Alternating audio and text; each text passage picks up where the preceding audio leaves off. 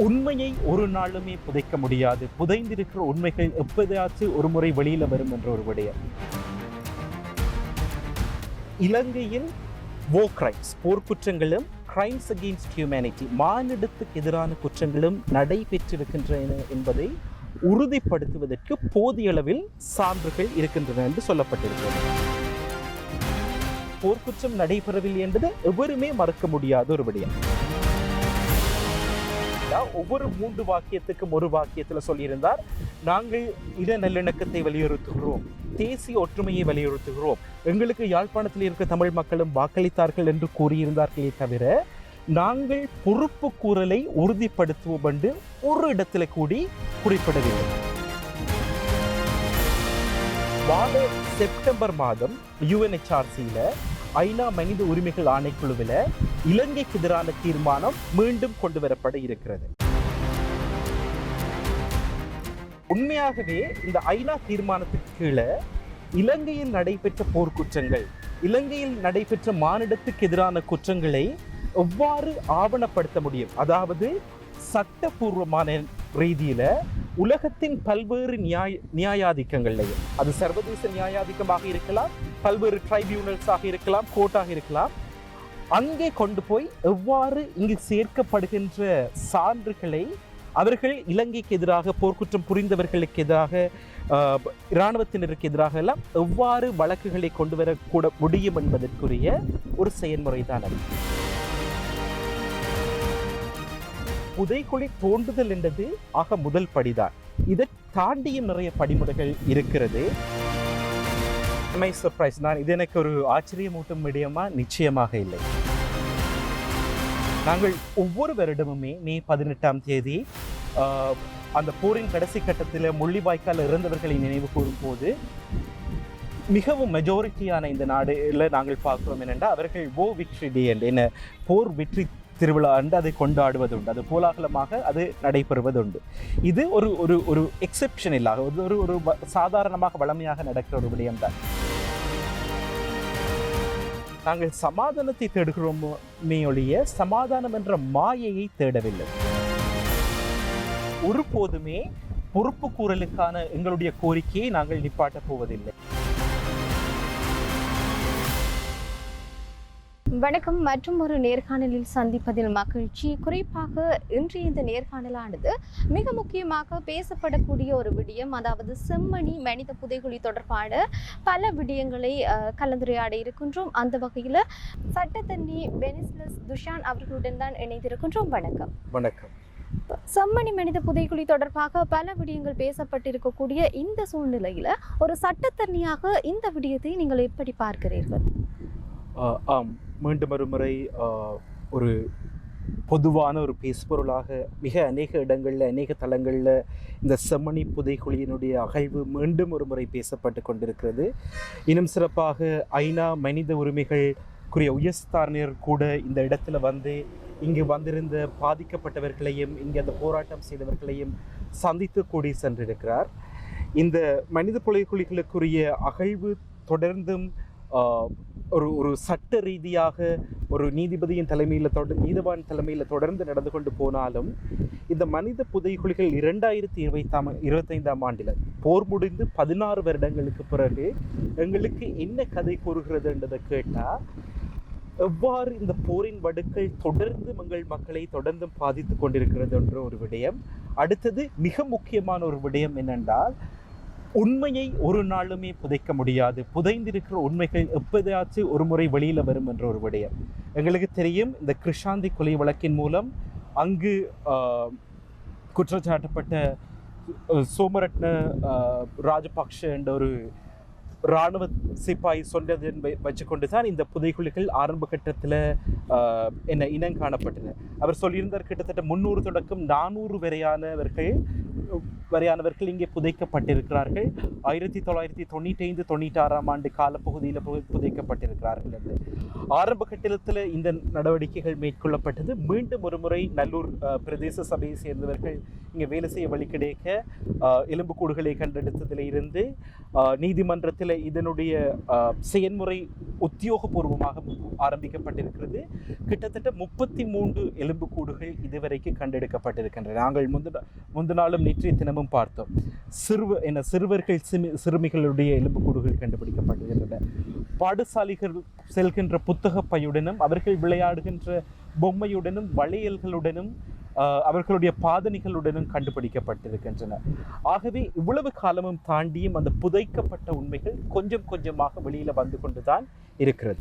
உண்மையில் பல உண்மைகள் வெளித்தெரிய ஆரம்பித்திருக்கிறது. அந்த சூழ்நிலையில் ஆனால் போர்க்குற்றம் இங்கு நடைபெறவில்லைன்னு சொல்லித்தான் தொடர்ச்சியாகவே அரசாங்கம் சொல்லி கொண்டு வருகிறது. இந்த அரசாங்கமும் புதிய அரசாங்கமும் அப்படியான ஒரு விடயங்களை தான் சொல்லி கொண்டு வருகின்றது. இந்த விதத்தில் இந்த அரசாங்கத்தினூடாக எங்களுக்கு எவ்வாறு தீர்வை பெற்றுக் கொடுக்க முடியும்? உள்ளக பொறிமுறை என்பது சாத்தியப்படாது. ஆனால் சர்வதேச ரீதியில் எவ்வாறான அழுத்தங்களை நாங்கள் கொடுக்க முடியும்? நிச்சயமாக நல்ல கேள்வி. இந்த போர்க்குற்றம் பற்றி நாங்கள் கதை கேட்க நாங்கள் மிக தெளிவாக பார்த்தா தெரியும். 2011 ஆண்டு தர்ஸ்மன் பெனல் மற்றும் 2014 ஆண்டு OISL அறிக்கையில் சொல்லப்பட்டது என்னென்னா, இலங்கையில் கிரைம்ஸ் போர்க்குற்றங்களும் கிரைம்ஸ் அகெயின்ஸ்ட் ஹியூமனிட்டி மானிடத்துக்கு எதிரான குற்றங்களும் நடைபெற்றிருக்கின்றன என்பதை உறுதிப்படுத்துவதற்கு போதிய அளவில் சான்றுகள் இருக்கின்றன என்று சொல்லப்பட்டிருக்கிறது. ஆகவே இந்த போர்க்குற்றம் நடைபெறவில்லை என்பது எவருமே மறுக்க முடியாத ஒரு விடயம். அடுத்த கட்டமாக பார்க்க போனோம்னா, ஏற்கனவே நாங்கள் போன அக்டோபர் மாதம் இந்த அரசாங்க வெளிநாட்டு அமைச்சர் போய் UNHRCயில் மனித உரிமைகள் ஆணையத்தில் போய் சொல்லியிருந்த ஸ்டேட்மெண்ட்டை பார்த்தோம்னா, ஒவ்வொரு 3 வாக்கியத்துக்கும் ஒரு வாக்கியத்தில் சொல்லியிருந்தார், நாங்கள் இன நல்லிணக்கத்தை வலியுறுத்துகிறோம், தேசிய ஒற்றுமையை வலியுறுத்துகிறோம், எங்களுக்கு யாழ்ப்பாணத்தில் இருக்கிற தமிழ் மக்களும் வாக்களித்தார்கள் என்று கூறியிருந்தார்களே தவிர நாங்கள் பொறுப்பு கூறலை உறுதிப்படுத்துவோம் என்று ஒரு இடத்துல கூடி குறிப்பிடவில்லை. ஆகவே இந்த அரசாங்கத்தின் நிலைமையை நாங்கள் வெளிப்படையாக காணக்கூடிய மாதிரி இருக்கின்றது. அது மட்டுமல்லாமல் சென்ற வாரம் நீதியமைச்சர் பாராளுமன்றத்தில் பேசும்போது கூறியிருந்தார், ஹியர்சே மற்றவர்கள் சொல்லி கேட்பது மாதிரியான ஒரு விடயம் தான் இப்ப நடக்கிற விடயம் என்று. இவ்வாறு இருப்பினும் நாங்கள் முக்கியமாக ஒரு விடயத்தை மறந்துவிடக்கூடாது என்னென்றா, வார செப்டம்பர் மாதம் UNHRCயில் ஐநா மனித உரிமைகள் ஆணைக்குழுவில் இலங்கைக்கு எதிரான தீர்மானம் மீண்டும் கொண்டு வரப்பட இருக்கிறது. உள்ளக பொறிமுறையில் நம்பிக்கை இல்லை என்றது ஒரு விடயம். ஆனால் இந்த தீர்மானம் கட்டாயம் இலங்கைக்கு எதிராக நிறைவேற்றினால் மட்டும்தான் 2021 ஆண்டு உருவாக்கப்பட்ட ஸ்லெப் ஸ்ரீலங்கா அக்கௌண்டபிலிட்டி ப்ராஜெக்ட், அதாவது இலங்கை பொறுப்பு கூறல் செயல் திட்டத்தை தொடர்ந்து முன்னெடுத்து கொண்டு போக முடியும்.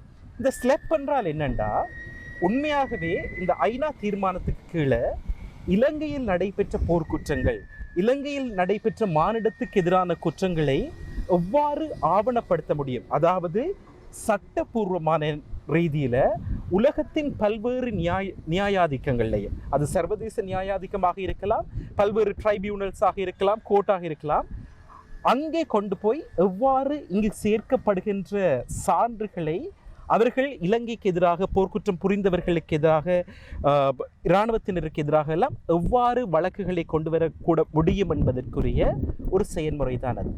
ஆகவே இந்த செயல்முறை தொடர வேண்டும் என்றால், இந்த தொடர்ந்தும் நாங்கள் இலங்கைக்கு எதிரான சான்றுகளை நாங்கள் கலெக்ட் பண்ண வேண்டும் என்றால், சேகரிக்க வேண்டும் என்றால், வரும் செப்டம்பரில் இந்த தீர்மானம் மிக முக்கியமாக நிறைவேற்ற வேண்டும்.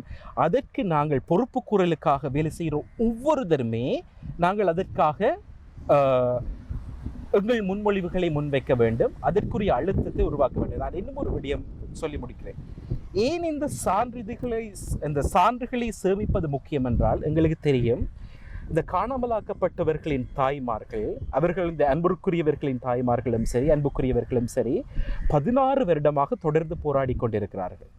அவர்களில் நிறைய பேர் இறந்து போக ஆரம்பித்து விட்டார்கள், அவர்களுடைய வயதாலும் வருத்தங்களாலும். இப்பொழுது இருக்கிற இந்த செயல்முறைக்குள் அவர்களுடைய சான்றுகள் உள்வாங்கப்படாமல் விட்டால் இலங்கைக்கு எதிராக ஒரு வழக்கை எந்த சர்வதேச நியாயாதிக்கத்திலும் கொண்டு போவதில் மிக மிக தடங்கல்கள் ஏற்படும்.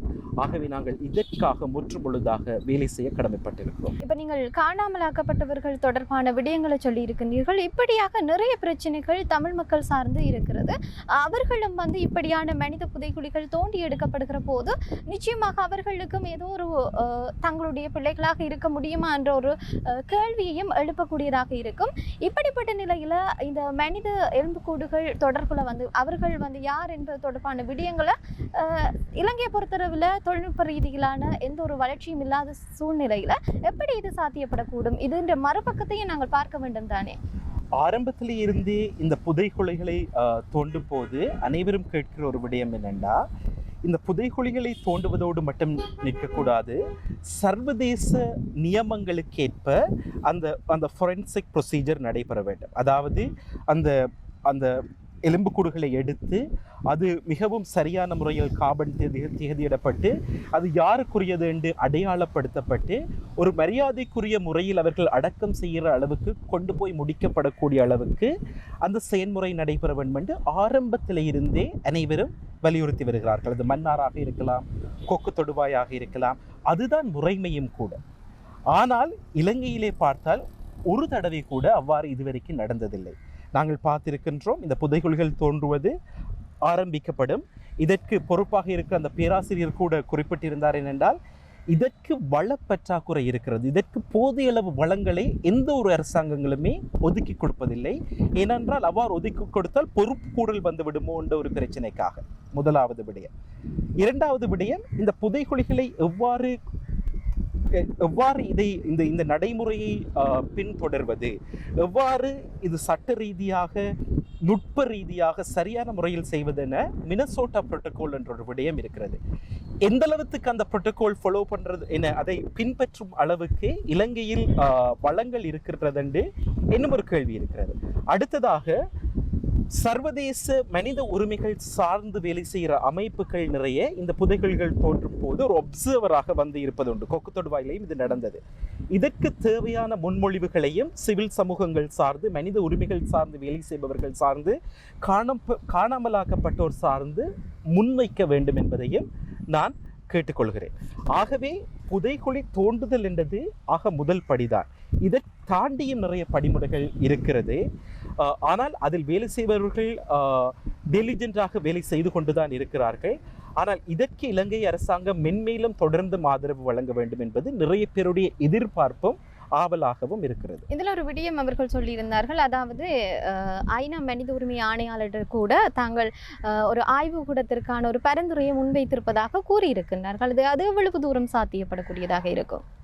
உண்மையாகவே நாங்கள் தற்பொழுது உலகத்தில் என்ன நடக்கிறது என்ற ஒரு விஷயத்தை எடுத்து பார்க்க, ஈவன் ஐநாவில் கூடி அவர்களுக்கு போகிற நிதியிட அளவு மிக கணிசமான அளவு அமெரிக்காவில் நடந்த ஜனாதிபதி தேர்தலுக்கு பிறகு குறைக்கப்பட்டிருக்கிறது. அமெரிக்கா தான் வளமையாக மிக அதிக அளவில் அவர்களுக்கு நிதி வழங்கும் ஒரு நாடாக இருந்தது, குறைத்திருக்கின்றது. அது மட்டுமல்லாமல் ஐநா மனித உரிமை ஆணையத்திலிருந்து, UNHRCயிலிருந்து அமெரிக்கா ஒரு உறுப்புரிமையாளர் இருந்து கூடி வெளியேறி இருக்கிறது.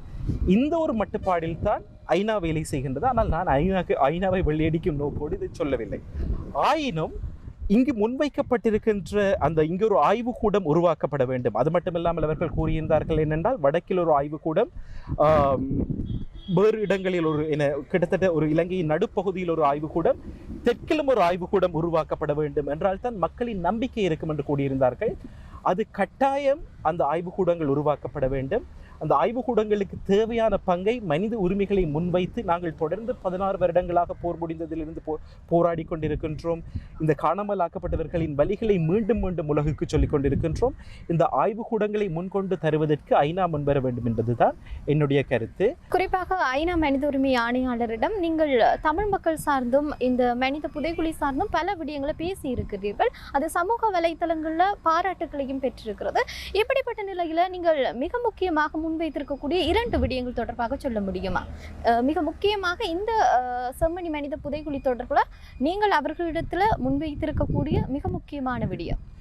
2 முக்கியமான விடயங்கள் என்று கூறினால், நான் ஏற்கனவே கூறியது மாதிரி வார செப்டம்பர் மாதம் இலங்கைக்கு எதிரான தீர்மானம் கொண்டு வரப்படும் போது இந்த ஸ்லெப் என்ற, அதாவது இலங்கை பொறுப்புக்கூறல் பொறிமுறை அல்லாட்டி செயன்முறை அல்லாட்டி செயல் திட்டம் என்று சொல்லுவோம், இந்த ஸ்லெப் மீண்டும் புதுப்பிக்க வேண்டும், அது மீண்டும் வலுவூட்டப்பட வேண்டும் என்ற ஒரு விடயத்தை முன்வைத்திருந்தேன். ஏனென்றால் நாங்கள் விரும்பியோ விரும்பாமலோ தமிழ் மக்களுக்கு எதிராக இழைக்கப்பட்ட போர்க்குற்றங்கள், மனிதாபிமானத்துக்கு எதிரான குற்றங்கள் அனைத்தும் சார்பான ஆதாரங்களை திரட்டுவது அந்த குறிப்பிட்ட அலுவலகத்தின் மூலம்தான். அது தொடர்ந்தும் இயக்கப்பட வேண்டும். அது தொடர்ந்தும் இலங்கைக்கு எதிரான தீர்மானம் ஒன்று இருந்தால்தான் இலங்கையை ஒரு பிடியில் வைத்திருக்க முடியும், இலங்கையை பொறுப்புக்கூறல் செய்ய முடியும். அது முதலாவது விடயம். இரண்டாவது, நாங்கள் மீண்டும் மீண்டும் முன்வைக்கிற ஒரு விடயம் என்னென்றால், OMP காணாமலாக்கப்பட்டோருக்கான அலுவலகம், அரசாங்கம் அந்த அலுவலகத்தை இயங்குவதற்கு ஒரு இயங்கு நிலையில் வைத்திருக்கிறது ஒழிய அது ஒரு விரும்பியோ விரும்பாமலோ ஒரு கண் துடைப்பு நிலையிலான ஒரு இயங்கு நிலை தான் இருக்கின்றது. அவர்களே அதனை நம்பாத ஒரு சூழ்நிலை காணப்படுகிறது. அவர்களுக்கு போதுமான வளங்கள் வழங்கப்படுவதில்லை. அதில் எவ்வளவு வெளிப்படைத்தன்மை இருக்கின்றது என்ற கேள்விகள் எல்லாம் இருக்கின்றது. ஆகவே அரசாங்கம் இந்த முதல் வரைக்கும் ஏன் நான் இதை மீண்டும் சொல்கிறேன் என்றால், இந்த அரசாங்கத்தில் JVPயில் கூடி எத்தனையோ ஆயிரக்கணக்கான ஆட்கள் காணாமலாக்கப்பட்டிருக்கிறார்கள். இன்று வரை தெற்கில் கூடி நிறைய தாய்மார்கள் தங்களுடைய பிள்ளைகளையும் அன்புக்குரியவர்கள் அவர்களையும் தேடிக்கொண்டு தான் இருக்கிறார்கள். இது நாங்கள் மட்டும் முன்வைக்கும் விடயம் இல்லை, அவர்களுடைய இடத்திலிருந்து அவர்களுக்கு வாக்கு போட்டவர்களே இந்த விடயத்தை முன்வைக்கிறார்கள். ஆகவே அவர்கள் செய்வது இது கட்டாயம், அவர்கள் இதை செய்துதான் ஆக வேண்டும். அதாவது ஒரு பொதுவாக அந்த OMP, அதாவது காணாமலாக்கப்பட்ட ஒரு அலுவலகம் கண் துடைப்பாக இல்லாமல் முற்றுமுழுதாக இந்த இவர்களுடைய தேவைகளை அல்லாட்டி இவர்களுடைய அபிலாஷைகளை நிறைவேற்றும் அளவுக்கு அது இயக்கப்பட வேண்டும் என்றது இரண்டாவது முக்கியமான ஒரு கோரிக்கையாக நான் முன்வைக்க விரும்புகிறேன்.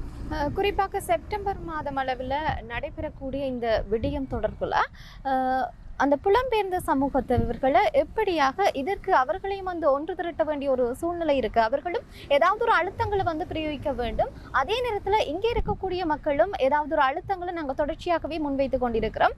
இப்படிப்பட்ட நிலையில் அதற்கு எப்படி தயார் நிலையில் நாங்கள் எங்களை வைத்துக் கொள்வது? இந்த செப்டம்பர் மாதம் நடைபெறவிருக்கிற UNHRC செஷன் சம்பந்தமாக நிறைய பேர் அதை நோக்கி வேலை செய்து கொண்டிருக்கிறார்கள். மனித உரிமை சார்ந்து வேலை செய்கிற வழக்கறிஞர்கள் வேலை செய்கிறோம். சிவில் சமூகத்தை சேர்ந்து நிறைய பேர் ஜெனீவாக்கெல்லாம் போய் அங்கு தங்களுடைய ஸ்டேட்மெண்ட்ஸை கொடுப்பதும் சரி, அங்கே லாபியிங் செய்வதும் சரி, அவ்வாறு வேலை செய்து கொண்டிருக்கிறார்கள். இது மட்டும் இல்லாமல் புலம்பெயர் சமூகத்தை சேர்ந்த நிறைய பேர் போய் அங்கே அந்த குறிப்பிட்ட லாபியிங்கை செய்கிறார்கள், தங்களுடைய நாட்டு அரசாங்கங்களுடனும் செய்கிறார்கள். உதாரணத்துக்கு அந்த குரூப் என்று சொல்கிற அந்த அந்த அடிப்படையான அந்த அம்சத்தில் இருக்கிற கனடா, UK போன்ற நாடுகள் இருக்கின்றன. அங்கே இருக்கிற புலம்பெயர் தமிழர்களுடைய நிறுவனங்கள் சென்று அங்கிருக்கிற உயர்ஸ்தானிகர்களோடும் அங்கிருக்கிற டிப்ளமேட்ஸோடும் சேர்ந்து நிறைய வேலைகள் செய்து கொண்டு தான் இருக்கிறார்கள். நான் கூற வரும் விடயம் என்னென்றால், இது நீங்கள் ஏற்கனவே கேள்வியில் சொன்ன மாதிரி யாழ்ப்பாணத்திலிருந்து மட்டும் குரல் கொடுத்து காணாது, முல்லைத்தீவிலிருந்து மட்டும் குரல் கொடுத்து காணாது, கிழக்கிலிருந்து மட்டும் குரல் கொடுத்து காணாது, உலகில் ஒவ்வொரு பாகங்களிலிருந்தும் நாங்கள் இதுக்காக குரல் கொடுக்க வேண்டியவர்களாக இருக்கிறோம். இது ஒரு பொது வழியில் குரல் கொடுப்பது மட்டுமல்ல, நாங்கள் எவ்வாறு பல்வேறு வகைகளிலும் எங்களுடைய குரல்களை கொடுக்க முடியும். இது சம்பந்தமான வழக்குகள் போட முடியும் என்றால் நீதிமன்றத்தை நாடி எவ்வாறு நாங்கள் அதற்குரிய தீர்வுகளை பெற்றுக்கொள்ள முடியும் என்றது ஒரு விடயம். சர்வதேச பொறிமுறைகளை நாங்கள் எவ்வாறு நாடிக்கொள்ள முடியும் என்று ஒரு விடயம். உதாரணத்துக்கு நான் ஒரு உதாரணம் சொல்கிறேன்.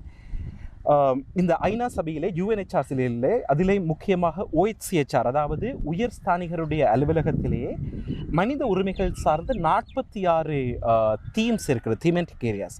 அது ஒவ்வொன்றிலையும் ஸ்பெஷல் ரெப்பர்டியர்ஸ் என்று இருக்கிறார்கள். அவர்களுக்கு நாங்கள் கம்ப்ளைண்ட்ஸ் எழுத முடியும். ஒரு கம்ப்ளைண்ட் எழுதினால் அவர்கள் நிச்சயமாக அரசாங்கத்துடன் ஒரு உத்தியோகபூர்வமான ஒரு தொடர்பாடலை மேற்கொள்வார்கள். இங்கே என்ன நடக்கின்றது என்று எங்களுக்கு அப்டேட் பண்ணுங்கள் என்று. அந்த வழிமுறைகளை நாங்கள் பின்பற்றுகிறோமா என்ற விடயங்களை எல்லாம் பார்க்க வேண்டிய ஒரு தேவை ஒன்று எங்களுக்கு தொடர்ந்தும் இருந்து கொண்டு தான் இருக்கின்றது.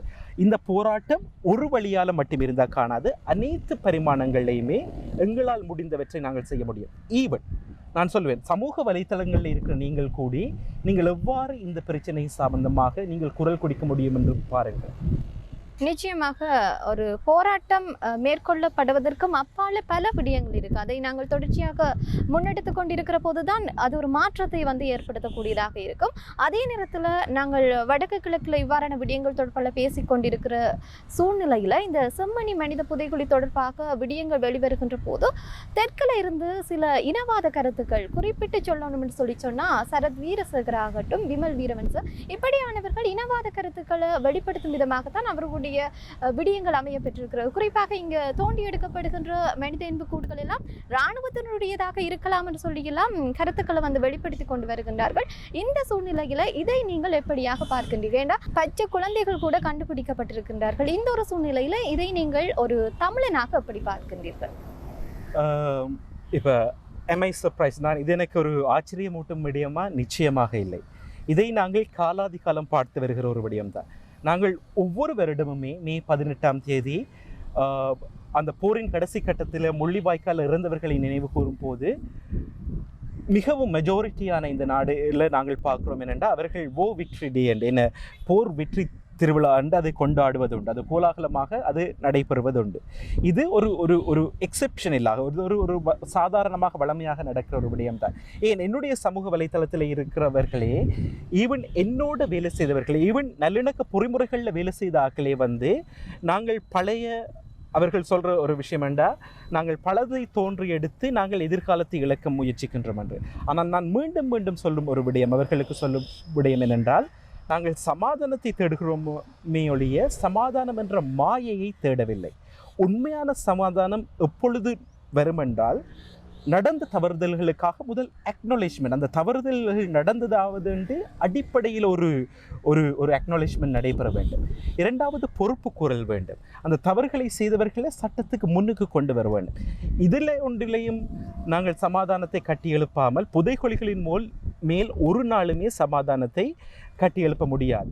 ஆனால் சரத் வீரசேகர கூறுவதும் சரி, வீரவன்ச கூறுவதும் சரி, அவர்கள் வளமையாக தாங்கள் அதை வளமையாக கூறும்படி அவர்கள் வளமையாக கூறினாலும் அதனை எப்படி சிங்கள தரப்புல இருந்து மக்கள் பார்க்கின்றார்கள்? அவர்களுடைய மனநிலையில தற்போது ஏதாவது ஒரு மாற்றங்கள் ஏற்பட்டிருக்கிறதா? நீங்கள் உங்களுடைய தனிப்பட்ட ரீதியில கருத்துக்களை கூறுங்க. நான் சமூக வலைத்தளத்தை பார்க்கும் போது மீண்டும் மீண்டும் பார்க்கிற ஒரு விடயம் என்னென்றா, இது ஒரு பெண்டியுலம் மாதிரி. ஒரு நேரம் நாங்கள் எல்லாரும் என்ன ஒரு 2012ஆம் ஆண்டு அந்த மாபெரும் போராட்டம் நடக்க நாங்கள் எல்லாருமே சேர்ந்து போராட வேண்டும், எங்கள் எல்லாருக்குமே பிரச்சனைகள் இருக்குது, எங்களுக்கு எல்லாருக்குமே ஒரு பொது எதிரி இருக்கிறார் என்று கூறின மக்கள் தற்பொழுது இராணுவ வீரர்களை நாங்கள் பொறுப்பு கூற வைக்கணும் என்று கூறிக்க போய் இது நீங்கள் இராணுவத்துக்கு எதிராக கதைக்கிறீர்கள், அவர்களுடைய அவர்கள் செய்த தியாகங்களுக்கு எதிராக கதைக்கிறீர்கள் என்று கூறுவது, இது நான் மீண்டும் மீண்டும் இது எனக்கு ஆச்சரியம் அளிக்கும் விடயமாக தெரியவில்லை. ஏனென்றால் இது ஒரு ஒரு ஒரு வளமையான பாணியில் இருக்கிற ஒரு விடயம்தான்.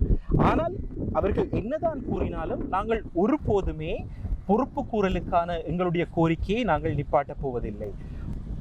இந்த அரசாங்கம் சரி, பழைய பிள்ளைகளுக்காக பொறுப்பு கூறியாக வேண்டும். பொறுப்பு கூறும் மட்டும் நாங்கள் அந்த கோரிக்கைகளை தொடர்ந்து முன்வைத்துக் கொண்டுதான் இருப்போம். கடந்த கால தவறுகளை திருத்திக் கொள்ளாமல் எதிர்காலத்துல நல்லிணக்கம் என்பது சாத்தியப்படாத ஒன்றாகத்தான் காணப்படும். அப்படிப்பட்ட ஒரு சூழ்நிலையில இதுவரைக்குமே போர்க்குற்றங்கள் நடைபெறவில்லை என்று சொல்லி ஒரு பக்கம் கூறிக்கொண்டு வந்தாலும் தற்போது பச்சிளம் குழந்தைகள் அவர்களுடைய எலும்புக்கூடுகள் அடையாளம் காணப்பட்டிருக்கிறது, புத்தகப்பை ஒன்று அடையாளம் காணப்பட்டிருக்கிறது. அதே நேரத்தில் நேற்றைய தினம் பார்த்தோம்னு சொல்லி சொன்னா ஒரு பொம்மை ஒன்றும் அடையாளம் காணப்பட்டிருக்கிறது. இது தொடர்பான விடயங்கள் பல விவாத பொருளாகி இருக்கின்றது. இந்த ஒரு சூழ்நிலையில ஐநா மனித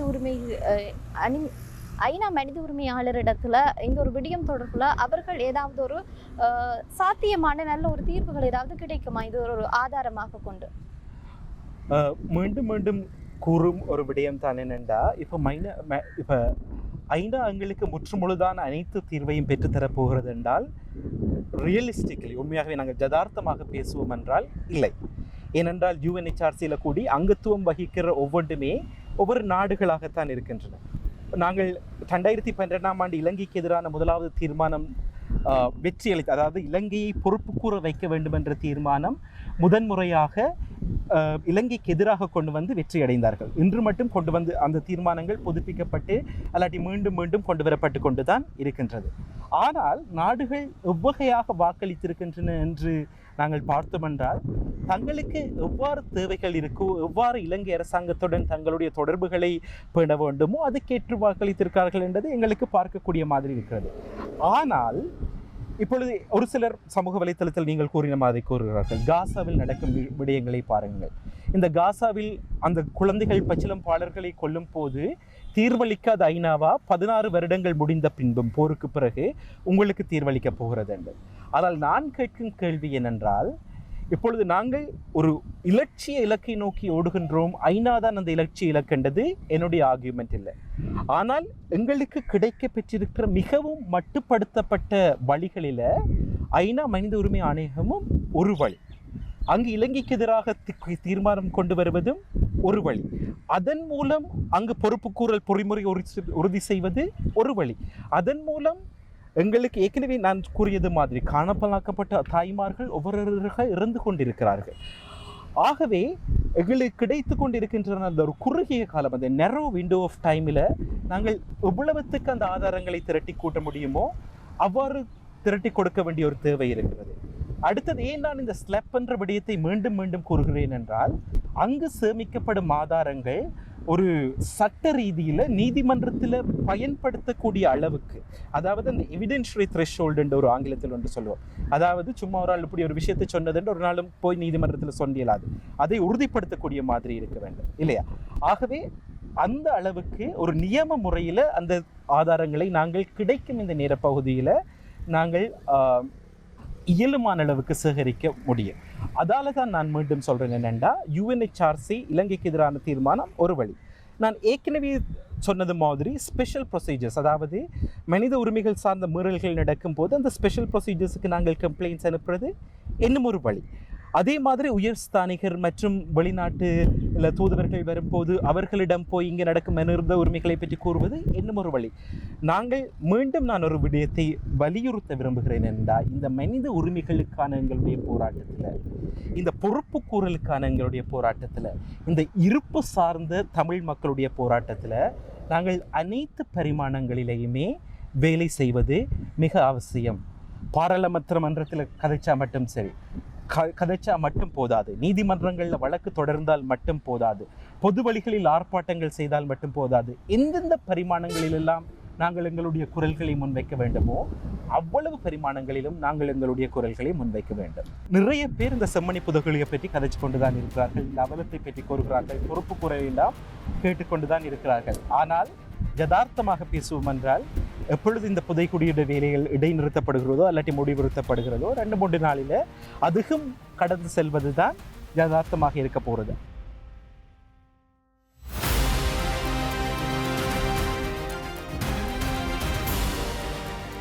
தெற்கிலே இருந்து நிறைய எதிர்ப்புகள் இருந்த போதும், ஆனால் அவர்களிலும் ஒரு சிலர் கூடி வந்து கூறுகிறார்கள், இது உண்மையாகவே பிள்ளை, இது எங்களுடைய பிள்ளைகளாக இருந்தால் நாங்கள் இதை ஓமன்று ஏற்றுக்கொள்ள மாட்டோம், நாங்கள் நடந்ததற்காக நாங்கள் உங்களிடம் மன்னிப்பு கேட்கிறோம் என்று ஒரு சிலர் போட்ட விடயங்களை கூடி பார்க்கக்கூடிய மாதிரி இருக்கிறது.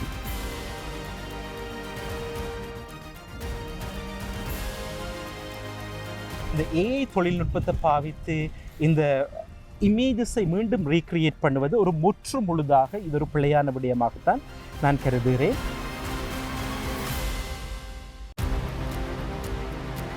தெரிந்தோ தெரியாமலோ நாங்களும் அந்த அடையாள அழிப்புக்கு பங்குனராக இருக்கக்கூடாது. யாழ்ப்பாண மக்களே எங்களுக்கு வாக்களித்திருக்கிறார்கள்.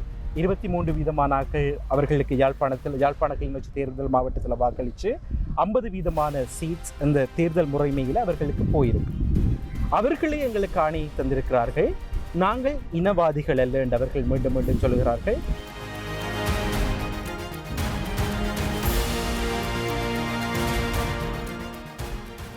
என்னுடைய அடிப்படை கேள்வி இதுதான். அரசாங்கத்தில் நீங்கள் உண்மையாகவே நல்லிணக்கத்தையும் தேசிய ஒருமைப்பாட்டையும் நீங்கள் மதிக்கிறீர்கள் என்றால், நீங்கள் உண்மையாகவே தமிழ் மக்கள் நல்லிணக்கத்துடன் எல்லோருடன் சேர்ந்து வாழ வேண்டும் என்பதை நீங்கள் எதிர்பார்க்கிறீர்கள் என்றால், நான் உங்களிடம் கேட்கிறேன், நடந்த பழைய காலத்திலே நடந்த இந்த பிழைகளை எல்லாம் நாங்கள் மறந்துவிட்டு நாங்கள் அதையெல்லாம் பின்தள்ளிவிட்டு வருவதுதான் நல்லிணக்கமா, அல்லது நாங்கள் கேட்பதில் எந்த விடயத்தில் நியாயம் இல்லை என்று நீங்கள் சொல்ல வேண்டிய ஒரு கடமை இருக்கிறது.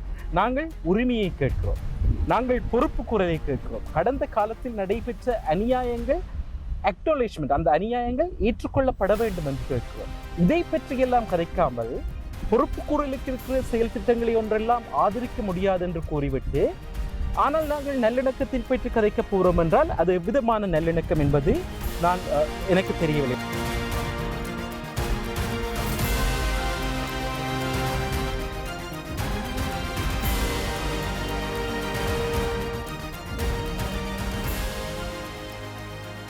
பொறுப்பு குரல் பற்றி இன்று வரைக்கும் அவர்கள் ஒரு கமிட்மெண்ட் கூட கொடுக்கவில்லை.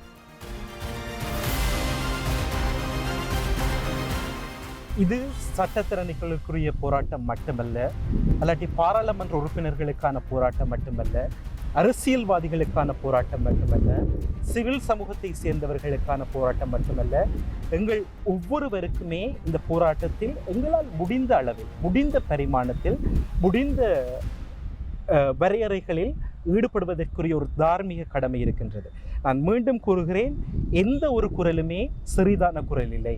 நாங்கள் தொடர்ந்தும் எங்களுக்கு ஏற்ற வகையில் எங்களுக்கு கிடைக்கும் தளங்களை பயன்படுத்தி இந்த காணாமலாக்கப்பட்ட தாய்மாருக்கும் சரி, தொடர்ந்தும் இந்த பாதிப்புக்குள்ளானவர்களுக்கும் சரி, அந்த புதைக்கப்பட்ட குழந்தைகளுக்காகவும் நாங்கள் மௌனத்தை தாண்டி நாங்கள் போராடுவோமாக இருந்தால், எங்களுடைய கருத்துக்களை தொடர்ந்து தெரிவிப்போமாக இருந்தால், எங்களுடைய எதிர்ப்பை தெரிவிப்போமாக இருந்தால், நாங்கள் பொறுப்பு கூறலை முன்வைப்போமாக இருந்தால், நிச்சயமாக நான் நம்புகிறேன் எங்களுக்கான தீர்வு ஏதோ ஒரு விதத்தில் நாங்கள் அந்த தீர்வை நோக்கி ஒரு படியாவது நாங்கள் எடுத்து வைக்க முடியும்.